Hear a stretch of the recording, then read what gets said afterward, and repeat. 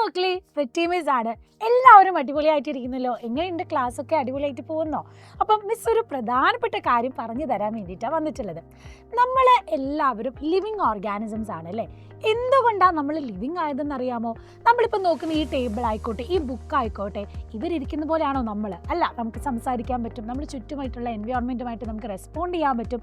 അതുമാത്രമല്ല, പല കാര്യങ്ങളും ഈ പറയുന്ന ആൾക്കാർക്ക് ചെയ്യാൻ പറ്റാത്തതൊക്കെ നമുക്ക് ചെയ്യാൻ പറ്റുന്നുണ്ട്. അപ്പോൾ ലിവിങ് ആൻഡ് നോൺ ലിവിങ് ഓർഗാനിസത്തിനെ വ്യത്യസ്തരാക്കുന്നത് പ്രധാനമായിട്ടും നമുക്ക് സെല്ലുള്ളത് കൊണ്ടാണ് അല്ലേ? അപ്പോൾ സെൽ എന്ന് പറഞ്ഞാൽ ലിവിങ് ഓർഗാനിസത്തിൻ്റെ ഏറ്റവും ബേസിക് യൂണിറ്റിനെയാണ്. അപ്പം നിങ്ങൾ ഓൾറെഡി നിങ്ങളുടെ ക്ലാസ്സിലൊക്കെ ബയോളജിയിൽ പഠിക്കുന്നുണ്ടാകും എന്താണ് സെൽ എന്ന് പറയുന്നത്. Structural and functional unit of all living organism എന്നാണ്.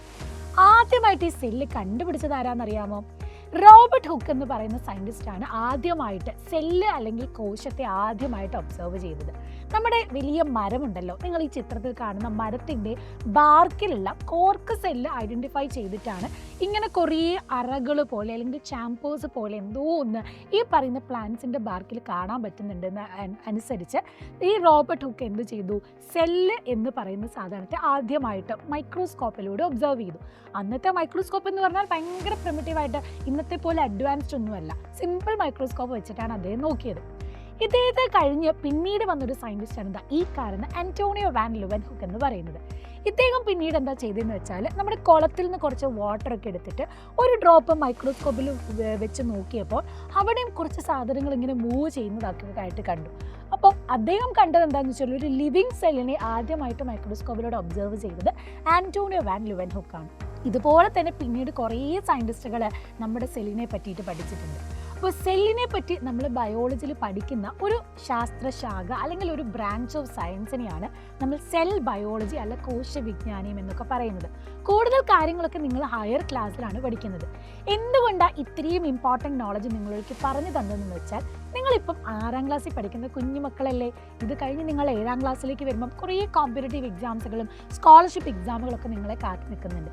കൂടാതെ 8th 9th 10th നിങ്ങൾ പഠിക്കുന്ന എല്ലാ കോൺസെപ്റ്റുമായിട്ടും വളരെയധികം റിലേറ്റ് ചെയ്ത് കിടക്കുന്ന ഒരു ടോപ്പിക്കുമാണ് മിസ് ഈ പറഞ്ഞിട്ടുള്ള സെൽ ബയോളജി.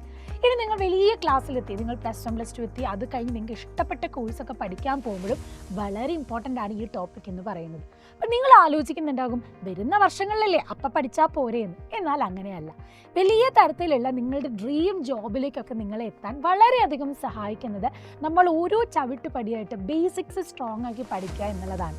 അവിടെ നിങ്ങൾ എപ്പോഴും ആഗ്രഹിക്കുന്നുണ്ടാകും ഈ കാര്യങ്ങളൊക്കെ എനിക്കിപ്പോൾ ആരെങ്കിലും പറഞ്ഞു തന്നിരുന്നെങ്കിൽ. കാരണം സ്കൂളിൽ നമ്മൾ പഠിക്കുന്നത് എന്താ, നമ്മുടെ ടെക്സ്റ്റ് ബുക്കിലുള്ള കുറേ കാര്യങ്ങളാണ്. അതിനുവേണ്ടി നമ്മൾ എക്സാം എഴുതുന്നു, മാർക്ക് മേടിക്കുന്നു.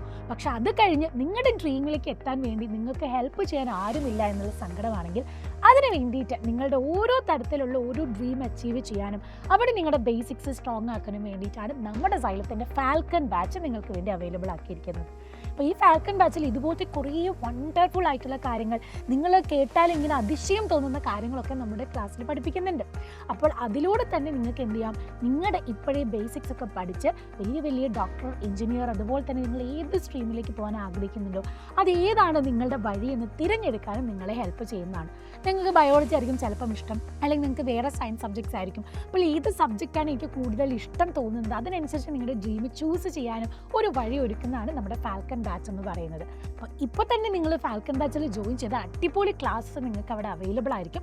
ഈ ഒരു ചാൻസ് മിസ്സാക്കാതിരിക്കുക. ഇതുപോലത്തെ കൂടുതൽ ഇൻഫോർമേറ്റീവ് കാര്യങ്ങളൊക്കെ നമ്മുടെ ബാച്ചിൽ നിങ്ങൾക്ക് ലഭിക്കുന്നതാണ്. അപ്പോൾ അടിപൊളി കോണ്ടന്റും അടിപൊളിയായിട്ടുള്ള ക്വസ്റ്റ്യൻസ് എങ്ങനെ പ്രിപ്പയർ ചെയ്യണം, അതുമാത്രമല്ല പലതരത്തിലുള്ള സ്കോളർഷിപ്പ് എക്സാമിൽ multiple choice level OMR based exams ഒക്കെയാണ്. അപ്പോൾ അതിലേക്ക് നിങ്ങൾക്ക് പ്രാക്ടീസ് ചെയ്യാനുള്ള എക്സാം പാറ്റേണും നിങ്ങൾക്ക് ഇവിടെ നിന്ന് ലഭിക്കുന്നതാണ്. സോ ഈ ചാൻസ് മിസ്സാക്കാതിരിക്കുക.